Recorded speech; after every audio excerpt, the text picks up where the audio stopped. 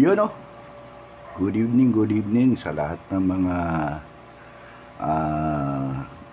coin fanatics natin dyan, mga coinatics. Welcome sa aking YouTube channel. Mr. Apunti Kamote.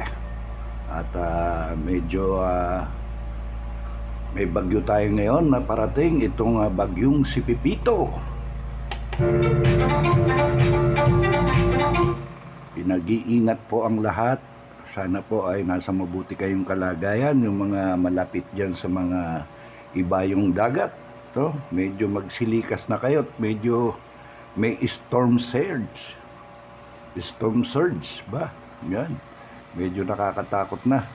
Kaya medyo kanina lang ay napanood natin, no, sa parting Kabikulan, medyo hindi na maganda. Kaya medyo mag-ingat-ingat po tayo lahat dyan, lalo na doon sa mga tatamaan mismo ng pinakamata ng bagyo. Ingat-ingat po.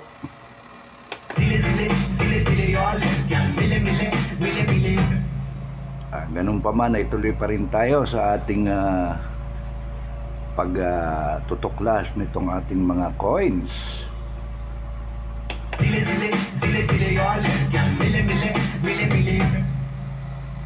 Kaya samahan nyo ako guys, at para naman magkaroon na naman tayo ng panibagong tuklas dito sa panibagong coins natin, no? At ito'y marami tayong napapanood, no? Marami tayong napapanood nito kasi guys. Kaya medyo kailangan nating tuklasin kung magkano na ba talaga ang value nitong itong ating coins na ito. Okay, so ito yung ito yung coins na Juan Luna 50 centavos. Hindi pala Juan Luna, Marcelo H. Del Pilar. Sorry guys. Sorry. Yan, si Marcelo H. Del Pilar. Okay. So, yun. At bago ang lahat guys, maraming salamat pala dun sa mga nag-follow, like, and share, lalo na dun sa mga nag-subscribe at sa mga bagong makakapanood nitong ating video. Please subscribe para naman pag may mga bago tayong mga videos, ma-notified po kayo. At yon, ganun pa rin sa ating mga previews na mga subscriber. Maraming salamat sa inyo guys. I hope marami kayong natutunan, kahit alam ko medyo medyo mahina ang ating audio, at pinipilit po nating maging maayos yung ating technical yung pagbibideo, no? At inyong maintindihan, dahil medyo talagang ang boses ng inyong lingkod ay medyo talagang ganito na. Ayun. Medyo pagpapasensyahan nyo na lang doon sa mga naalala ko yung mga kapatid natin dyan, ang mga nag-comment na talaga naman natutuwa ako dahil very concerned po kayo. Maraming salamat dyan sa ating mga kapatid na laging nanonood at nakasubaybay sa ating channel. Welcome po sa aking channel, Apunti Kamote. Alright, so hindi na po natin patatagalin at i-discuss na natin ngayon yung ito kasi guys, medyo naguguluhan ako kung magkano na ba talaga yung value nitong coins na to, kaya kinontent ko ito guys. So sama-sama natin tuklasin kung magkano na ba. At ito kasi na-demonetize na to guys. So uriin natin tong coins na to. So ito yung coins na 50 centavos na ito guys. Ayan. Kita niyo yan. Marcelo H. Del Pilar. Yun, medyo malabo yan. Marcelo H. Del Pilar, yung 50 cents na to. So ito yung year na Ayan. So ito, dito, alamin na natin guys ha. Based dito sa Numista, yung pictures niya, ito ay na-issue dito sa Pilipinas at sa period na Republic, 1946. Ang type niya is standard circulation coins. Ang year minted, so ibig sabihin yung 1967 to 1974. So yun yung series niya from 1967 to 1974. Ayan guys, so dun sa mga hindi pa nagbubuo o gusto magbuo, so yun yung kunin nyo, 1967 to 1974 na ganito, Marcelo H. Del Pilar na 50 centavos. Alright, from 1967 to 1974. Value niya is 50 centimos. At ang currency piso, 1967 composition nickel brass, 70% copper, 19% zinc, and 12% nickel. With a weight of 8 grams, diameters ng 27.5 millimeters, na meron thickness na 1.95 millimeter, shape round. Ayan, bilog siya. At yung kanyang technique is milled. At yung kanyang orientation, coin alignment. Ayan. So ibig sabihin baliktaran yan guys. Ayan o. Kita nyo nakabaliktad. Hindi error yan. So yun talaga yung common na ano niya, design. So yung coin alignment niya. Ayan. So hindi siya yung tinatawag yung isa. Yung ano bang tawag doon sa isang ano. Yun. Yung medal alignment ba yun? Ito naman yung coin alignment siya. Ayan. So nakabaliktad talaga siya guys ha. So baka mamaya mapagkamalan yung ano yan, yung yung ano ba yun, dun sa mga medal alignment pag nagkaganyan pinagkakaguluhan na ng mga collectors at saka ng mga coinatics natin. So yun po yung kanyang ano, yan ang normal talaga na design siya, nakabaliktad yung date. Alright? At ito'y na-demonetize guys noong January 2, 1998. So halos kasabayan din siya ng mga yung maliliit na, alala nyo yung nakaraan na inano natin, no? Yung 50 cents at saka yung 25 centavos.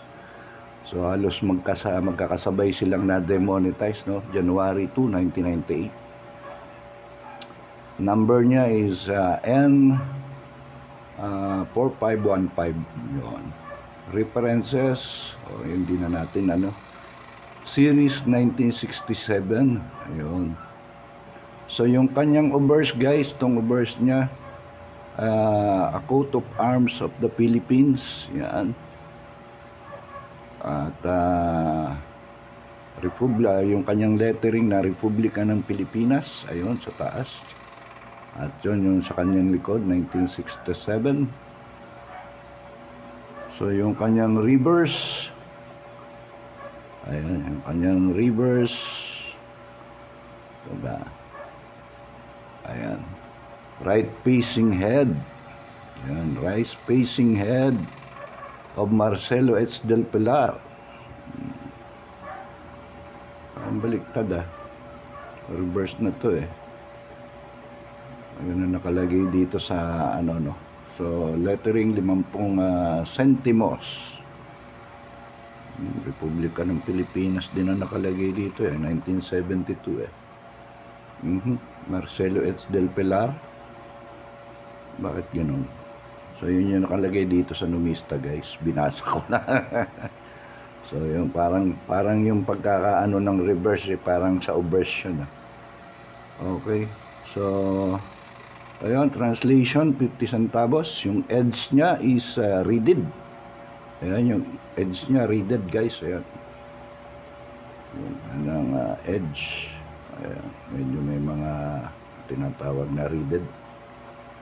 At ito ay na-mint sa United States Mint of Denver, United States 1906. At may United States Mint of Philadelphia, meron 1792. United States Mint of San Francisco. So ito yung mga Ayan yung mga mints niya, no? Based dito sa Numista. At sa comments of the circulation coins dated 1974, no?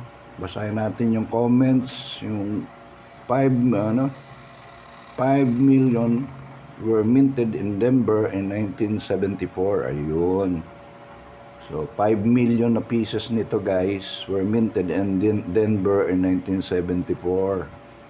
Okay. Yung 4,000 were minted in Denver. So yun yung pwede yung ano guys, yung 4,000 na mint in Denver noong 1975, yun ang medyo mababa lang, yung 4,000 lang. So yun yung medyo may collector's value guys, no? Yung 4,000 lang yung minint sa Denver. So yun yung kailangan yung i-collect. Denver 1970, and 5 million were minted in San Francisco in 1975. Okay. So yun yung pinaka-importanting comment dito guys. So yung 4,000 na minted in Denver in 1975, so yun yung medyo kailangan na medyo mas mataas ang value dahil konti lang yung minint, 4,000 lang, unlike dun sa dalawa na 1974 and 1975 na isa na mint sa San Francisco, and meron din sa Denver noong 1974, no? Basta yung year 1975 na mint ng Denver na 4,000, yun ang medyo may collector's value. Pero halos naman ngayon yan dahil na demonetize niyan, talagang medyo may value na po lahat yan. At base nga rito po kay Numista, no guys. So ito guys, ang meron kasi ko nito from ang available ko ngayon is 1967 up to 1972 lang, no? So itong hawak ko ngayon is 1972. Unahin natin, ito yung 1967 guys. Ito yung kauna-unahang minint sa Denver na may 5 million. Okay.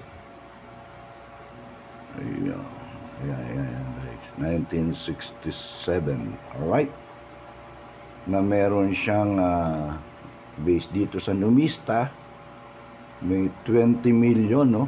20 million na example. So almost may 40% na Philadelphia mint in 1968. Yun. Alright, so ito yun. So niya, yung very good niya, sa value tayo nito guys, ang value niya ngayon based on Numista, ang very good niya is 17 pesos. Sa fine condition niya is 17 din. Sa very fine is 26 pesos, extra fine 51 pesos, almost uncirculated 51 pesos, and uncirculated 51 pesos. Okay. Yan yung value niya sa 1967. Okay. So I hope nakukuha nyo guys ha. At ito yung 1971. May available naman tayo na 1971 guys. Kaya naman, nag-iisang 1971 natin guys. Ayan. So sa 1971 naman, meron siyang 30 million na example, 37% based on Numista. At ang value niya is sa good condition ay 5 pesos. Sa very good is 12 pesos. Sa fine condition 17, sa very fine 30 pesos, extra fine 43 pesos, almost uncirculated 51 pesos. So ganun din sa kanyang uncirculated, no? 51 din. So yun yung value ng 71, no? Pero ito naman kaya nga nagugulat ako nito guys kung bakit merong ika nga libo-libo na, no? Pero depende yan kasi uncirculated nga to guys. Uncirculated na to guys, kaya medyo talagang ito naman mga basic lang naman tong ano, ika nga parang ano ninumista. So depende pa rin to, no, sa mga buyers and seller nitong mga coins na ganito. At ako naman ay hindi pa nakukumpleto to, no, kasi from 1967, no, ang nakalagay lang dito 1967, tapos 1971 yung record, 72, dalawang 1972, no, at yun 1971 na ulat na natin kanina. So yung 1972 yung hawak natin ito. So tuloy na natin sa 1972A. Bakit A? Kasi dalawa nga yung minted no 1972. Isang 30 million samples na may 37% based on numista, no? So ayan. So ang kanyang good condition, ang presyo niya ngayon guys is 5 pesos. Ang very good is 12 pesos. Sa fine is 17, sa very fine 30, sa extra fine 43, at sa almost uncirculated 51, and sa uncirculated 51. So 51 pesos pa rin to guys, no? Ayan. So 51 pesos pa rin yung uncirculated, no? So yun based on numista, sa pricing ni numista. Okay. So yung isang plain 2 naman, yung tinatawag 1972 plain 2. Yun, Denver Mark yung isa, yung nauna kanina, tapos yung plain 2 naman ngayon na may mint siya na ano to, 20,051,517,000, ano, yung example na may 27%. So yung kanina yung 27, yung isa 37%, yung isang 1972. So ito yung 1972 na isa, itong pangalawa is 27% ang na-record at frequency ngayon kay numista. Alright? So ang value niya ngayon, yung value ng second 1972 natin is yung sa very good condition niya is 8 pesos and 10 centavos. Sa fine condition 11 pesos, sa very fine 27, sa extra fine 38 pesos, at sa almost uncirculated 43 pesos, at sa uncirculated natin is 58 pesos. Alright? So yun yung value ngayon itong ito based on numista, no? Base kay numista yung ika nga sample ng kanilang value ngayon ito, no? Ito naman depende, it depends pa rin doon sa buyer and seller ng coins. Alright? At sa condition at saka sa pagka-rare ng coins. At ito ika nga na-demonetize na noong January 2 pa, 1978 ba yun? Alright? So ito yung last part nya guys. At ito na lang ang gagawin nating sample. Wala tayong 1974. Ito na lang yung ika nga ton coin. Ito yung 1972 rin. So yung 19 sumunod niya, wala siyang 1973 na record dito guys, no? At wala rin akong pan-sample. So ito pa lang yung may mga record dito sa numista. So yung 1974 niya, meron siyang 5,004,000 examples. At siya yung may pinakamababang percentage, 16%.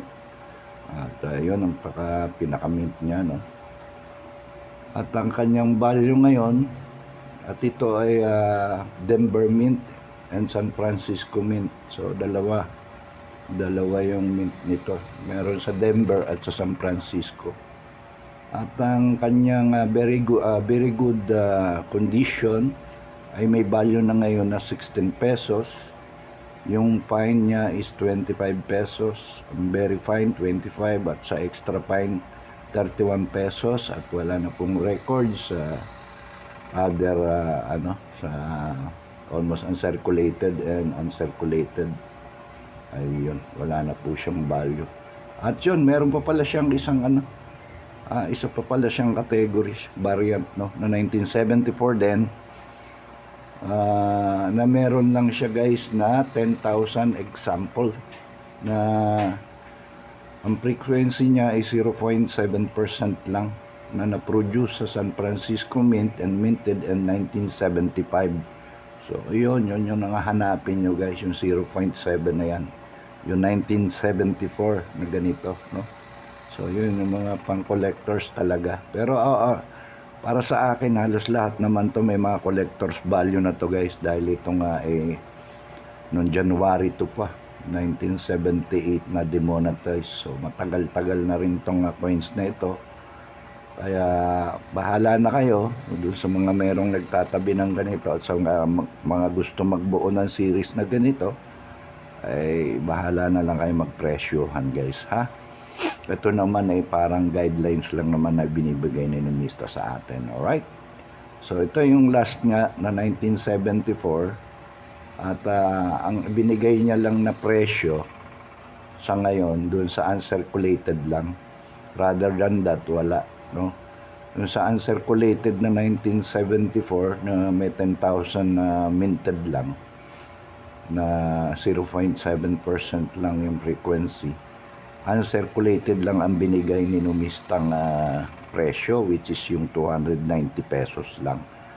So yun guys, yun ang updates natin sa ngayon. At ngayon is ano ba ngayon, November 15 ba o 16, 2024. So yun yung update natin guys, ha. So sa ngayon, pero marami kong napapanood, kaya ginawa ko tong video na to para at least meron tayo yung mga followers natin, at the same time yung mga kaibigan natin nanonood nito, yung mga coin fanatics natin dyan, at saka yung mga bago pa lang ay hindi naliligaw ng landas. Meron tayong ginagawang basihan na minsan kasi sila naliligaw bakit may nagpe-presyo nito na almost 100,000, 50,000 k, no.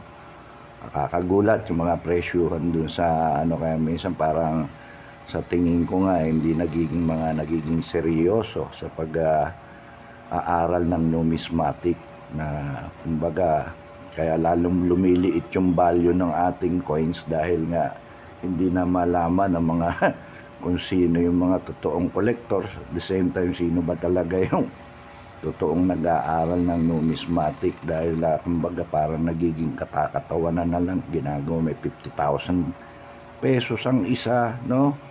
Okay lang yun kung may mga rare error yan. At so sana naman, no, iling ko lang naman sa mga kapatid din natin ng mga vloggers ng coin, wag naman sobrang para namang kawawa naman yung ating mga viewers, no, at gustong matuto with regards dito. Maging professional naman tayo guys, yun lang para sa akin guys, no. At I hope guys nakapagbigay ako sa inyo ng konting kaalaman na uli. Ika nga yung ating pag-update nitong mga coins na to. Actually may kulang pa ako nito, pero ang records nga dito 1967, at yun lang ang naka-record dito from 1967, nag 1971, 1972, dalawang 1972 at dalawa rin 1974, no. Hindi ko alam kung may 68, 69, 70, 71, 72, so yun, wala pang record dito yung 68, 69, 70, no. At meron na ako kanina yung 1971, which is yung 19% lang. So yung pumapangalawa sa kumbaga nga sa may hard to find yung 1971. So dito yung 1974 na meron lang 10,000 na Ayun, yung ginawa, yung 0.7. So, yun, medyo, yun nga, yung uncirculated niya, based on dito sa Numista, 290 na per pieces, no? So, bahala na yung mga buyer and seller kung saan sila magkakasundo, guys. I hope nagkaroon kayo ng idea kung magkano talaga yung mga presyohan, no, nitong mga coins na ito. Although pwedeng tumaas itong coins mo, no, at least may basic ka na kung magkano mo presyohan, dahil naman may base na tayo, may base na tayo galing kay Numista. Pero kung ito na may medyo fine condition o uncirculated, at the same time meron pang error, ayun, pwedeng tumaas yung value nito. Doon lang tataas yung value. Pero kung common lang din, no, at wala namang mga extra dito sa extra rare or extra error dito sa coins mo, hindi mo naman pwedeng presyo ang tulad ng mga 50k, 100k, minsan may 200k, no.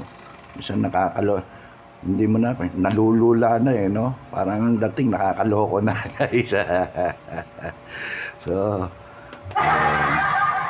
ayun. Sana naman itong ating mga coin vlogger na iba medyo wag naman ganon, guys. So yan na, guys, at ako'y meron akong available niyan, medyo marami ko sa 1967, medyo may available akong 3. So dun sa mga nagbubuo, ang mas marami ko yung 1974, 1971 iisa lang, at yung aking yung dalawang ton, meron yun lang. So if ever hahanapin ko pa yung iba, yung 68, 69, 70. So yun yung wala pa tayo, at saka yung from yung 74 pa na hard to find, no, yung 10,000 lang ang minted. So yun, guys, at mag-ingat-ingat po ang lahat, no, lalo pat ngayon may parating na bagyo nating si Pipito ay parating na. Ingat-ingat po ang lahat. So dun sa mga makakapanood ulit, sa mga bagong makakapanood nitong ating video, please like, follow, like, share, and please subscribe na rin ng aking channel, guys. At yun lang, salamat dun sa aking mga tumatangkilik ng mga subscriber at lagi na dyan sumusuporta sa aking channel. Maraming salamat po sa inyo dyan. Hindi ko na po kayo isa-isahin, no? At kung hindi man po ako nakakapag-comment sa inyo agad ay pasensyahan nyo pa, pero pinipilit ko pong mabasa lahat yan at masagot yung siya nga pala, guys, at bago ako magtapos, guys, marami kasi mga nagtatanong tungkol sa kung saan nila ibebenta yung coins, kung ako ba'y bumibili. Sa ngayon, guys, hindi pa ako bumibili dahil nag-i-enjoy pa ako sa paghahan. At actually yung 2005, 2006, 2005 ng 1 peso, medyo yan, makikita nyo yan pa ang kulang ko dito sa aking 1 peso coin na BSP series.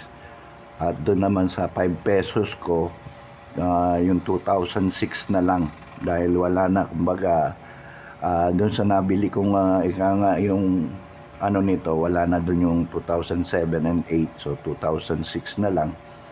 So para mabuo ko lang yung frame ko, so 2006 na lang ang kulang ko doon. At the same time, yung ton, nagbubuo rin ako ng ganito, yung ganitong series ng 5 pesos na BSP series na ton siya.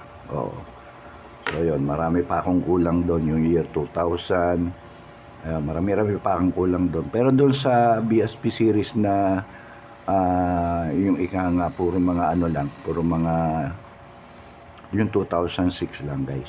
So yun kung matutulungan nyo ako doon, okay lang. Ayan, pwede tayong pwede ko.